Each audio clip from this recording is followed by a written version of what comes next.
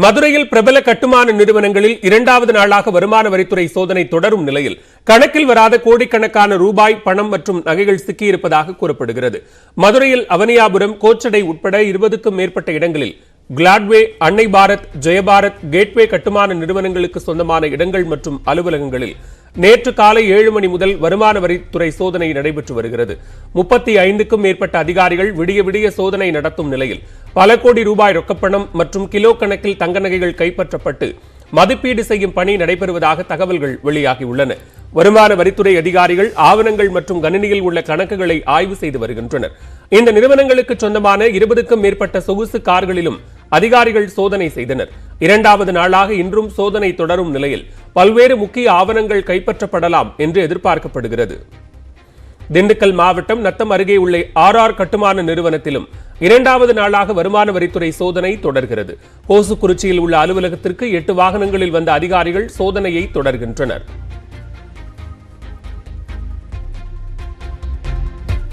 எல்லை தாண்டி மீன்பிடித்ததாக ராமேஸ்வரம் மீனவர்கள் 6 பேரை இலங்கை கடற்படையினர் கைது செய்துள்ளனர். ராமேஸ்வரத்திலிருந்து 100க்கும் மேற்பட்ட மீனவர்கள் நேற்று கடலுக்கு மீன்பிடிக்க சென்றனர். தலைமன்னார் அருகே மீன்பிடித்துக் கொண்டிருந்த போது அங்கு வந்த இலங்கை கடற்படையினர் எல்லை தாண்டி மீன்பிடித்ததாக கூறி 6 மீனவர்களை கைது செய்தனர். அவர்களது விசைப்படகையும் பறிமுதல் செய்தனர்.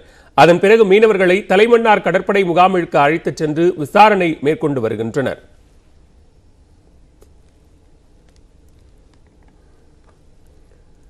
இலங்கை அதிபராக இன்னும் சற்று நேரத்தில் ரணில் விக்ரமசிங்கே பதவியேற்கிறார். இத்தொடர்பான கூடுதல் விவரங்களோடு இணைகிறார் எமது செய்தியாளர் பஸ்லுல்லா முபாரக். பஸ்லுல்லா, தற்போது இலங்கை அதிபராக ரணில் விக்ரமசிங்கே பதவியேற்கிறார். இதற்காக செய்யப்பட்டிருக்கக்கூடிய ஏற்பாடுகள் என்ன? நாம் தொடர்ந்து இது தொடர்பான கூடுதல் விவரங்களோடு இலங்கையிலிருந்து எமது செய்தியாளர் பஸ்லுல்லா இணையவிருக்கிறார். இன்று காலை 10 மணிக்கு இலங்கையினுடைய 9வது ஜனாதிபதியாக 8வது நிறைவேற்ற அதிகாரம் கொண்ட ஜனாதிபதியாகவும் ரணில் விக்ரமசிங்கே பதவி பிரமாணம் ஏற்றுக்கொள்ள உள்ளார். ஜனநாயக சோசியலிச குடியரசினுடைய புதிய ஜனாதிபதியாக ரணில் விக்ரமசிங்கேவினுடைய பதவியேற்பு நிகழ்வு தற்போது தொடங்கி இருக்கிறது.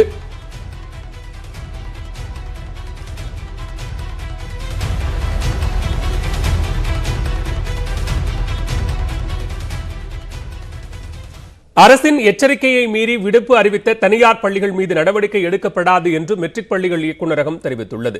கள்ளக்குறிச்சி மாவட்டம் கனியாமூரில் +2 மாணவி உயிரிழப்புக்கு நீதி கேட்டு நடைபெற்ற போராட்டத்தின் போது குற்றச்சாட்டிற்கு உள்ளான சக்தி பள்ளி சூறையாடப்பட்டது. இதனை கண்டித்தும் தனியார் பள்ளிகளுக்கு உரிய பாதுகாப்பு வழங்க கோரியும் தமிழகத்தின் பல பகுதிகளில் கடந்த 18ஆம் தேதி 987 தனியார் பள்ளிகள் மூடப்பட்டன. அனுமதியின்றி விடுமுறை விடக்கூடாது என்ற மெட்ரிக் பள்ளிகள் இயக்குநரக அறிவுறுத்தலை பொருட்படுத்தாமல் 987 பள்ளிகள் செயல்படவில்லை. இதனையடுத்து தன்னிச்சையாக விடுமுறை அறிவித்தது ஏன் என்று விளக்கம் கேட்டு அந்த பள்ளிகளுக்கு மாவட்ட முதன்மை கல்வி அலுவலர்கள் நோட்டீஸ் அனுப்பினர். இதற்கு 18ஆம் தேதி விடுப்புக்கு பதில் வேறு ஏதேனும் ஒரு சனிக்கிழமை வேலை நாளாக கொண்டு செயல்படும் என்று பள்ளிகள் விளக்கம் அளித்தன. இதனை ஏற்றுக்கொண்ட மெட்ரிக் பள்ளிகள் இயக்குநரகம் அந்த பள்ளிகள் மீது நடவடிக்கை எடுக்கப்படாது என்று தெரிவித்துள்ளது.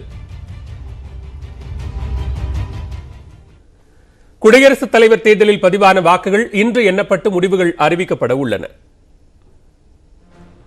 குடியரசுத் தலைவர் ராம்நாத் கோவிந்தின் பதவிக்காலம் வரும் 24ஆம் தேதி முடிவடைகிறது. இதையடுத்து நாட்டின் 15வது குடியரசுத் தலைவரை தேர்ந்தெடுப்பதற்கான தேர்தல் கடந்த 18ஆம் தேதி நடைபெற்றது. தேர்தலில் தேசிய ஜனநாயக கூட்டணி சார்பில் ஜார்க்கண்ட் மாநில முன்னாள் ஆளுநர் திரௌபதி முர்முவும், எதிர்க்கட்சிகள் சார்பில் பொது வேட்பாளராக முன்னாள் மத்திய அமைச்சர் யஸ்வந்த் சின்ஹாவும் போட்டியிட்டனர். நாடாளுமன்ற வளாகம் மற்றும் அனைத்து மாநில சட்டமன்றம் என 31 இடங்களில் வாக்குச்சாவடிகள் அமைக்கப்பட்டு வாக்குப்பதிவு நடைபெற்றது. இதில் 98.91% வாக்குகள் பதிவாகின. அனைத்து மாநிலங்களிலும் தேர்தலில் பயன்படுத்தப்பட்ட வாக்குப்பெட்டிகள் அன்று மாலையே விமானம் மூலம் டெல்லி கொண்டு செல்லப்பட்டன. இந்நிலையில் குடியரசுத் தலைவர் தேர்தலில் பதிவான வாக்குகள் இன்று எண்ணப்பட்டு முடிவுகள் அறிவிக்கப்பட உள்ளன. காலை 11 மணி அளவில் நாடாளுமன்ற வளாகத்தில் அறை எண் 63இல் வாக்கு எண்ணிக்கை தொடங்க உள்ளது. வாக்கு எண்ணிக்கைக்காக விரிவான ஏற்பாடுகள் செய்யப்பட்டுள்ளன. முடிவுகள் உடனே அறிவிக்கப்படும் என்பதால் நாட்டின் அடுத்த குடியரசுத் தலைவர் யார் என்பது மதியத்திற்குள் தெரிந்துவிடும். இந்த வாக்கு எண்ணிக்கையில் வெற்றி பெறுபவர் இந்தியாவின் 15வது குடியரசுத் தலைவராக வரும் 25ஆம் தேதி பதவியேற்க உள்ளார். இதனால் குடியரசுத் தலைவர் தேர்தல் வாக்கு எண்ணிக்கை தொடர்பாக பெரும் எதிர்பார்ப்பு எழுந்துள்ளது. பாஜக சார்பில் களமிறங்கியுள்ள வேட்பாளரான திரௌபதி முர்முவுக்கே வெற்றி வாய்ப்புகள் அதிகம் இருப்பதாக கூறப்படுகிறது.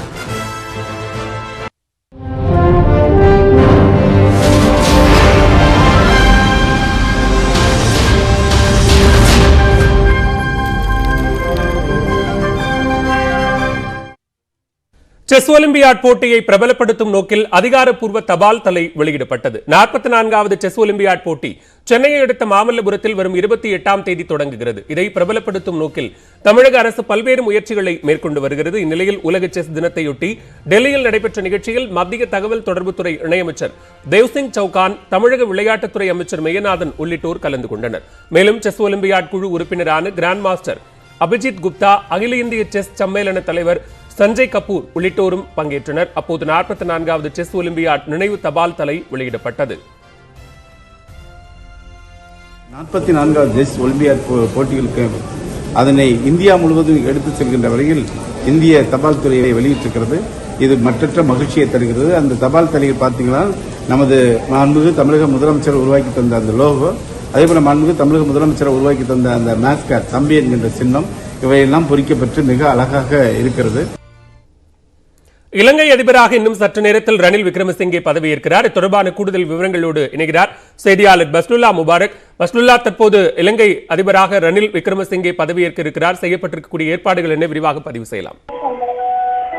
ஆமா, இலங்கை ஜனநாயக சோசலிச குடியரசின் 8வது நிறைவேற்று அதிகாரம் கொண்ட ஜனாதிபதியாகவும் 9வது இலங்கை வரலாற்றிலே வருகின்ற ஜனாதிபதியாகவும் சற்று நேரத்திலே ஜனாதிபதி மேதகு ரணில் விக்ரமசிங்க அவர்கள் பதவி பிரமாணம் செய்திருக்கிறார். முக்கியமாக அதிமேதகு என்ற பதம் நீக்கப்பட்ட இலங்கையின் முதலாவது ஜனாதிபதியாக, அதாவது அவர் 10 ஜனாதிபதியாக இருக்கும் போது அதனை நீக்கிக் கொண்டார். முதலாவது ஜனாதிபதியாக அவர் பதவி பிரமாணம் செய்ய இருக்கின்றார். பிரதமர் நீதியரசர் ஜெயந்த ஜெயசூரிய முன்னிலையில் இந்த பதவி பிரமாணம் இடம்பெற இருக்கிறது.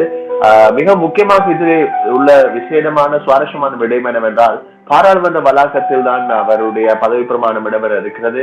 ஆகவே இப்போது பாராளுமன்றத்திற்கு வருகை தந்திருக்கின்றார். முப்படைகளின் அணிவகுப்பு மரியாதையோடு இப்போது அவர் பாராளுமன்றத்திற்கு அழைத்து வரப்பட்டிருக்கிறார். இன்னும் சொற்ப வேளையில் பாராளுமன்ற வளாகத்திலே அந்த நிகழ்வுகள் இடம்பெறும். அந்த நிகழ்வுகள் இடம்பெற்றதனை தொடர்ந்து ஜனாதிபதி தன்னுடைய முதலாவது உரையை கூட பாராளுமன்றத்தில் சில வேளை ஆற்றலாம் என்று எதிர்பார்க்கப்படுகிறது. எதிர்பாராத போதிலும் கூட இப்போது இலங்கையினுடைய புதிய ஜனாதிபதி பதவி பிரமாணம் இன்னும் சில நிமிடங்களில் எதிர்பார்க்கக்கூடியதாக இருக்கிறது. இந்த நிலையிலே பிரதமராகவும் தினேஷ் குணவர்தன நியமிக்கப்பட்டுவதற்கான பல்வேறு சாத்தியக்கூறுகள் காணப்படுகின்றன. ஆகவே அதனையும் பொறுத்திருந்து பார்க்கலாம். அடுத்த கட்ட நகர்வுகள் எப்படி இடம்பெறப் போகிறது என்பது தொடர்பிலே தற்போதைய நிலையில் பிரதமர் தன்னுடைய பாரியாரோடு முதல் பெண்மணி மைத்ரி விக்ரமசிங்கவையும் அழைத்து இப்போது பாராளுமன்றத்திற்கு வருகை தந்திருக்கிறார். தினேஷ் குணவர்தனே பதவியேற்பு இன்றே நடைபெறுமா? அதற்கான வாய்ப்புகள் எந்த அளவுக்கு இருக்கிறது?